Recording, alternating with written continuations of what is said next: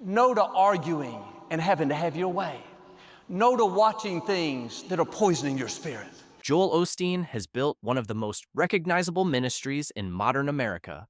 With his trademark smile, uplifting sermons, and television empire, he has inspired millions to believe that faith can lead to abundance and happiness.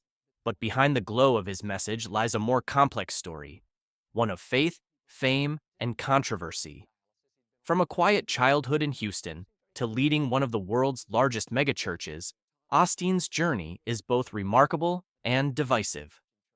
Early life and the making of Lakewood. Born on March 5, 1963 in Houston, Texas, Joel Osteen grew up surrounded by faith. His father, John Osteen, was a passionate preacher who left the Baptist denomination to start Lakewood Church in 1959. It began humbly in an old feed store with just a few hundred members. As Lakewood grew, Joel preferred to stay behind the scenes. After a short time studying communications at Oral Roberts University, he returned home to help his father produce and broadcast church services.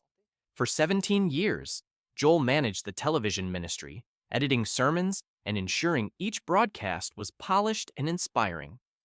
A reluctant preacher steps forward, Joel never intended to be a pastor. For years, his father encouraged him to preach, but he always refused. Then, in January 1999, he delivered his first sermon, just 6 days before his father unexpectedly passed away. Overnight, Joel found himself leading a congregation of 6,000 people. With no formal theological training, he relied on instinct, sincerity, and a message of hope. Under his leadership, Lakewood exploded in size, becoming the largest church in the United States, drawing tens of thousands every week and millions more through television and online broadcasts. The prosperity gospel debate critics accused Osteen of promoting a prosperity gospel, the belief that faith and positive thinking can lead to material success. While his followers found comfort and inspiration in his words, others argued that his sermons focused more on personal gain than spiritual growth. Osteen often avoided topics like sin and repentance, choosing instead to emphasize kindness, optimism, and God's blessings. He once explained, "My goal is to lift people up, not condemn them." But for many theologians, that approach blurred the line between motivation and ministry.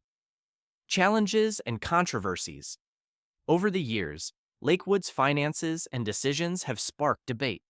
The church has an annual budget of around $90 million, but only a small portion reportedly goes toward outreach and charity. Osteen also faced backlash during 2020 when Lakewood accepted a $4.4 million federal loan during the pandemic, funds meant for struggling small businesses. Though the church later repaid the money, critics questioned why such a wealthy institution needed it. Another moment that drew public outrage came during Hurricane Harvey in 2017, when Lakewood was slow to open its doors to evacuees.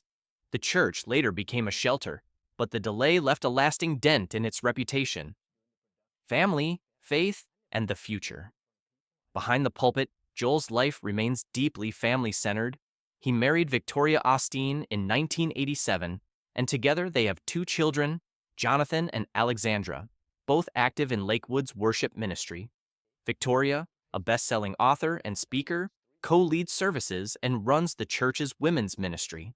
The family has built a brand rooted in positivity, music, and faith. But as church attendance declines among younger generations, Lakewood faces the challenge of staying relevant in an era that values authenticity and action over spectacle. Legacy and reflection. Today, Joel Osteen's message continues to reach millions every week. He remains one of the most influential and controversial Scripture figures in modern Christianity. His optimism has lifted countless people out of despair, yet his wealth and simplicity of message keep sparking debate. Whether seen as a man of unshakable faith or a symbol of commercialized religion, Joel Osteen's impact on American spirituality is undeniable. He once said, "You can't talk defeat and expect victory." And for better or worse, Joel Osteen has lived that belief, turning faith into one of the most powerful brands in modern ministry.